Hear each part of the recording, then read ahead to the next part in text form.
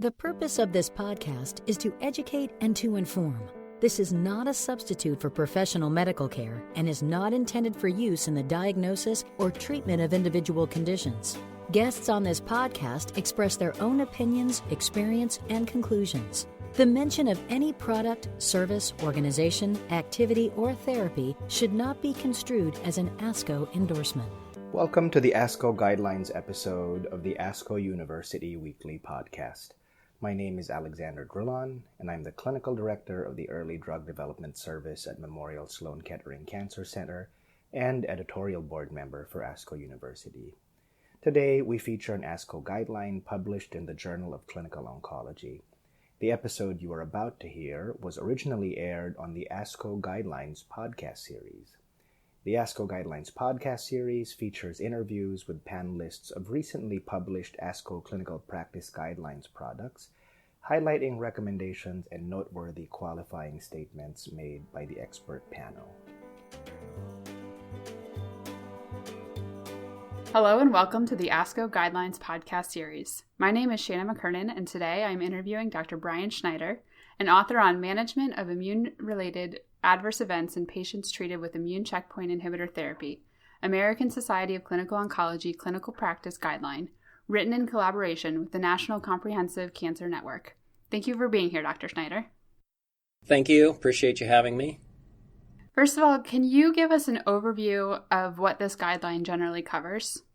So this guideline is really to help the clinicians manage immune-related adverse events from the immune checkpoint blockade therapies that we are currently using.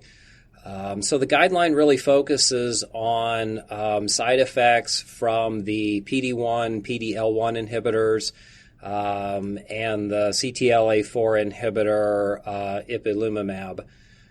The guideline does not cover other immunotherapies like CAR T-cell therapies.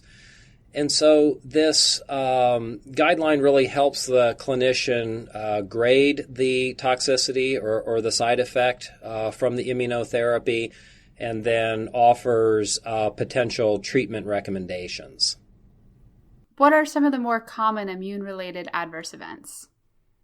So fortunately, with these agents, side effects are rare, and most of the patients would tell us that receiving the immunotherapy is actually easier than the chemotherapy that they have previously received. But unfortunately, there's no free lunch with these agents, and for the side effects that we see, and at least what I discuss with patients initially, there are common ones that they may run across, and typically it is inflammatory side effects to the skin, the endocrine glands, the GI tract, and the liver.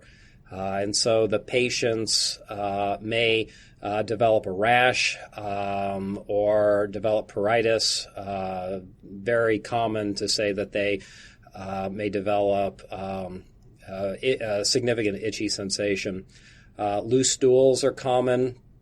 And then one that I discuss with other clinicians is elevation in amylase and lipase that are not symptomatic, but are very commonly seen when tested and rarely progress to clinically relevant pancreatitis, but it is a common side effect. And then there are the very rare but potentially life-threatening side effects when there is inflammatory reactions in the lung, the heart, the central nervous system, musculoskeletal system, and even hematologic toxicities that one must be aware of. And it really depends on the type of therapy. And so what we have seen is the anti-CTLA-4 therapies may have more severe side effects compared to the PD-1, PD-L1 therapies. As our melanoma colleagues have shown us, we do see more rash, more colitis, and more hypophysitis with anti-CTLA-4 treatment. And with the PD-1, PD-L1 inhibitors, we commonly see, I shouldn't say commonly, but we do see more pneumonitis and thyroiditis when compared to the anti-CTLA-4. And there is no question that the combination therapies also increase the risk of the immune-related adverse events. So as we are using combined or dual immune checkpoint inhibitor therapies with PD-1 and CTLA-4 antagonists, I think the risks of these side effects do increase fairly substantially. And how do these immune-related adverse events differ from toxicity that may be associated with something like chemotherapy? So when we think about the side effects of chemotherapy, we're really thinking about what happens when we damage cells that are dividing rapidly. So we commonly see alopecia, bone marrow suppression that can potentially lead to bleeding or life-threatening infections if their white blood cell count drops too low. Nausea and vomiting, obviously one of the side effects from chemotherapy that patients worry about, and rightfully so. But I think from a treating physician standpoint, there is a predictable timing to these side effects, and we know that there may be delayed nausea a few days after receiving the chemotherapy, and that the blood count nadir may occur 10 to 14 days after receiving the therapy. And so as we have used chemotherapy for decades, we've become comfortable kind of with the timing and management of these side effects. Immunotherapy is just an entirely different situation. When the toxicity is related to an overactive immune system, where basically the immune system is attacking the patient's own body, the timing is not as predictable, unfortunately. Although we do see the side effects, if they occur usually within weeks to months of initiating these therapies. And we do see skin toxicity relatively early. It is not as predictable as we see with chemotherapy. And so there have been severe toxicities that can occur within days of the very first treatment. And we can see these side effects occur even several months after discontinuing the agents. And so that makes it more of a challenge for the practicing clinician to identify and manage these side effects. And what are some of the key points or overarching principles to successful management of immune-related adverse events? So I think the biggest problem we face is that these side effects masquerade as other common conditions we manage in oncology. And so it's always important to have side effects from the immunotherapy on the differential, because commonly, again, they will present as symptoms that we may attribute to other issues. So, for example, a patient presenting with profound fatigue, we may just, chalk up to the cancer or to previous therapies, when in reality it's hypothyroidism. A patient presenting with cough, shortness of breath, dyspnea on exertion, again, may be felt to be progression of the cancer, or the patient developed pneumonia when in reality it's immune-mediated pneumonitis. Patients may call complaining of diarrhea, but then backtrack and say, well, they may have eaten something funny the day before, when in reality it's immune-mediated colitis. So it's always important to be thinking about this as a potential etiology for their symptoms. I think it's important to identify these side effects early. Clearly, we want to rule out other causes of these symptoms, and oftentimes infection or cancer progression are equally likely as the cause of the patient's symptoms.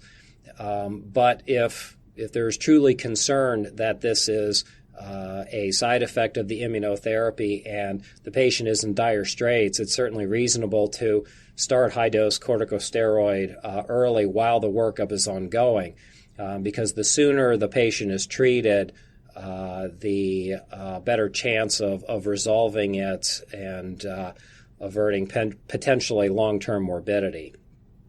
I think one of the other lessons that we've all kind of learned the hard way is that stopping the immunotherapy is not often enough, especially for our grade 2 and 3 toxicities. I think, again, as we've been comfortable with the management of chemotherapy, the first thing we do is stop the chemo and give them a break, and oftentimes that's all that's needed. But unfortunately, especially for the higher grades of immune-related side effects, the stopping of the agent is usually just half of the issue, and then starting some temporary immunosuppression with glucocorticoids is really required. And also that these glucocorticoids need to be continued for a prolonged period of time. I think that's another lesson that we learned the hard way. We're also accustomed to a quick burst and taper of steroid where we may give them a high dose for a week and then taper off. And more often than not, that's going to be inadequate in managing these immune-related adverse events. More often than not, the patients are going to need several weeks of high-dose steroid followed by a prolonged taper that can occur over a matter of months. Is there a role for multidisciplinary care in immune-related adverse event management? Definitely. As my mentor jokingly said to us once, we were trained to be oncologists, but with the development of all these new agents, we've had to branch out. And so when the VEGF pathway inhibitors came into practice, we had to relearn to be internists to manage sometimes very significant hypertension. And when the EGFR tyrosine kinase came into practice, we had to learn to be dermatologists and manage significant rash.